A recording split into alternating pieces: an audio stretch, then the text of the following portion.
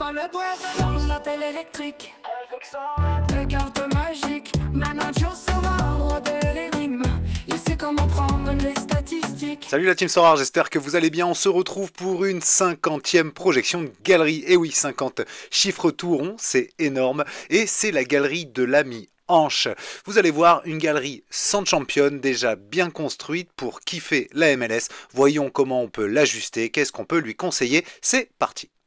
Une galerie de 882 € avec 181 cartes, il a gagné 57 rewards, un reward winning line-up de 5%, il est là depuis le 30 septembre 2022, voyons ce qu'il nous dit.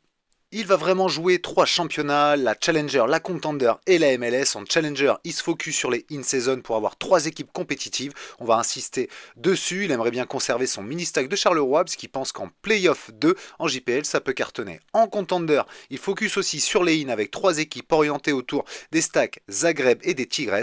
Quelques gottes achetés en classique pour venir compléter, surtout des joueurs asiatiques comme il le dit. C'est vrai qu'il a Cézinha notamment.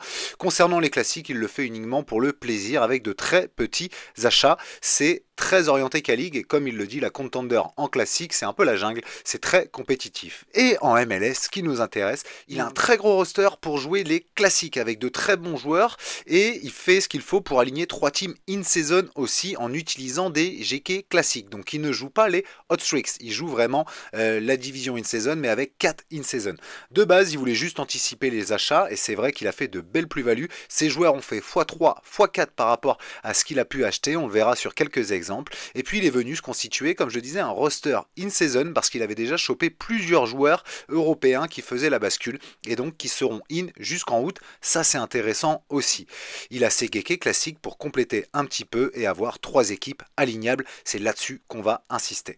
Son objectif, se renforcer en in-season MLS avec les rewards et les crafts et bien entendu, si possible, le cash gagné. Son rêve, essayer de gagner du cash régulièrement, monter un maximum d'équipes en D1 et accrocher son premier podium.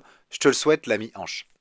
Voici l'état des lieux de son roster. Comme je vous le disais, il a quasiment rien en champion, 25 € juste. Donc pour moi, il faut se débarrasser aussi potentiellement de ces joueurs-là. C'est déjà 25 € de récupérer. Sinon, il a 13% en Challenger, 32% en Contender et la moitié de sa galerie en MLS.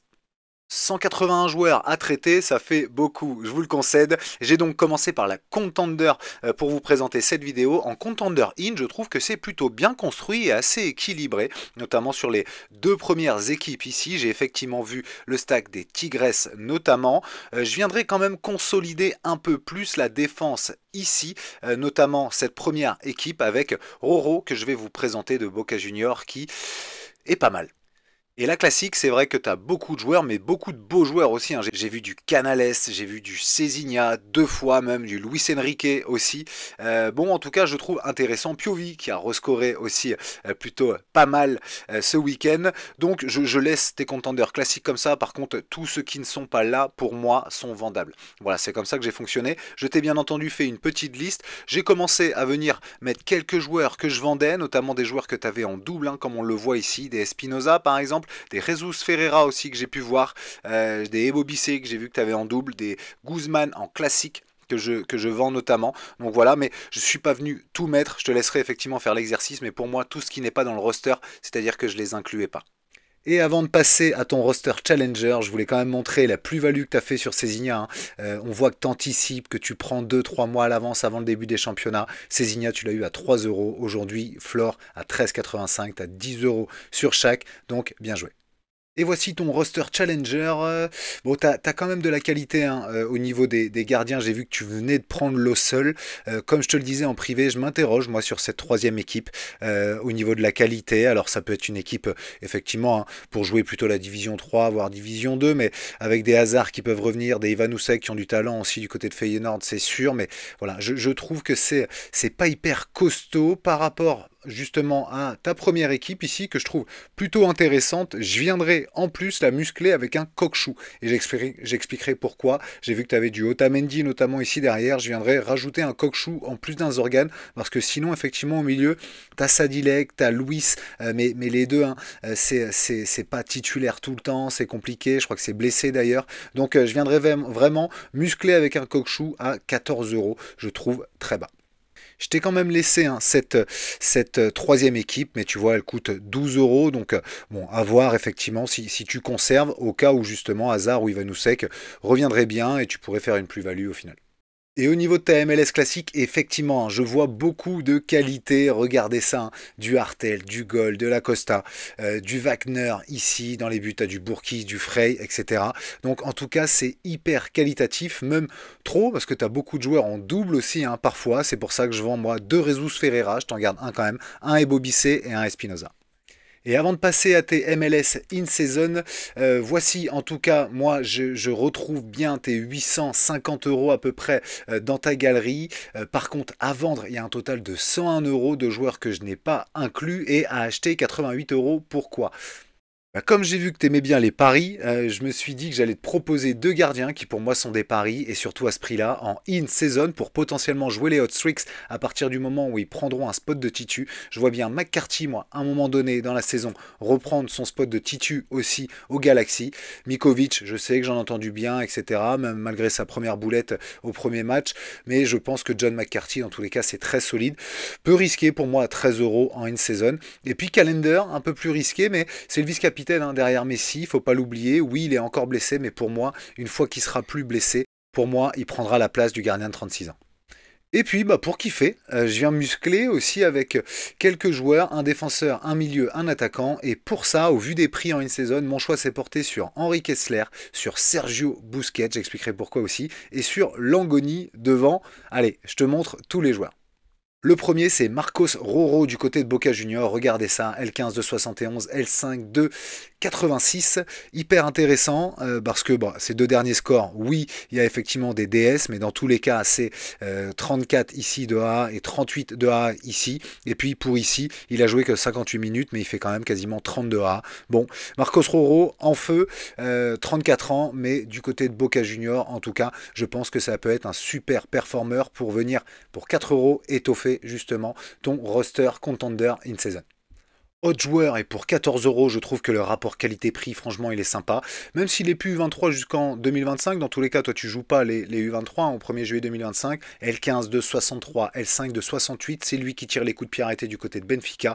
Moi, je trouve en tout cas que c'est un joueur hyper talentueux. Oui, on le connaît bien entendu depuis le Redivisie, mais son arrivée au Benfica a été très très bonne, hein, parce que regardez ses scoring dans tous les cas. C'est lui qui rayonne dans le jeu des benfiquistes, je crois que c'est comme ça qu'on dit, et donc je pense que Kokshu, il va te régaler pour 14 euros. Alors John McCarthy, c'est un pari, hein, 13,42 € comme je le disais, mais c'est pour moi un pari qui peut se tenter parce que les LA Galaxy, justement, je pense qu'au vu de la défaite contre San Diego, si ça repère encore, là ça joue à Vancouver, si ça repère, je pense que il va se poser la question de remettre McCarthy dans le spot. Donc voilà, 13 euros, je me dis que ça se tente, et puis dans tous les cas, ça reste un super gardien qui n'est pas hyper âgé encore pour la MLS, 32 ans seulement. Et sinon, tu as ce bon Drake Callender aussi, 27 ans, je le pensais plus vieux, mais 27 ans, et je pense que en tant que vice-capitaine, à un moment donné aussi, il reprendra certainement le spot pour moi, il est blessé, mais vu son prix, c'est que les gens pensent effectivement qu'il est capable de revenir quand on voit que McCarthy est seulement à 13 euros, lui à 26, donc Drake Callender, je le tenterai pour toi, justement en fonction des ventes que tu auras pu faire dans ton roster, pour à un moment donné pouvoir jouer aussi les hot streaks, et donc gagner du cash comme c'est ton souhait. Alors Kessler, on le connaissait du côté de New England, là il est à Saint-Louis, et je trouve en tout cas qu'il retrouve un peu ses lettres de noblesse. Floor price à 10, mais les dernières ventes à 7, tu pourrais peut-être le choper en achat immédiat beaucoup plus bas, surtout si tu as des crédits marchés peut-être. Et donc voilà, déjà on voit qu'effectivement contre Colorado ça fait 93 mais avec un score décisif, par contre 33 de A quand même, donc je trouve intéressant. Ici ça vient quand même faire bien entendu 28, etc. Donc Henri Kessler, je pense que oui, pour ce prix-là, moins de 10 euros, ça peut te faire un défenseur de qualité. Et pourquoi Busquets? Parce qu'il a 36 ans, parce que déjà L15 et L5 hyper intéressant. Sergio Busquets, c'est que je l'ai vu jouer dernièrement et pour moi il est dans des chaussons. Franchement, il se gère, je trouve. On regarde les scores hein, ici, capable de faire 100 bien entendu quand c'est décisif. Sinon, ça reste dans le vert dans tous les cas. Sergio Busquets, c'est voilà, c'est pas le Sergio de Barcelone, mais par contre en MLS, on retrouve quand même la patte fine, le placement, le sens du jeu de Sergio Busquets. Et je pense qu'en se gérant, il est capable de faire une très belle saison et donc de très beaux scoring. Et enfin, moi je te conseille le petit Langoni que j'aime bien. Déjà, il est U23 jusqu'en 2026 pour ceux que ça intéresse, mais surtout, voilà, L15 de 53, L5 de 54. C'est un attaquant qui est capable de faire du AA. On le voit ici, 18, 15, 13. Bon, en tout cas, c'est un ailier. Ça joue du côté de New England. Moi, je pense que New England, justement, ça peut être pas mal cette année. Donc, Luca Langoni pour 11 euros, voilà, je pense que je le tente, ça vient étoffer ton roster MLS et donc ça peut être intéressant pour la in-season.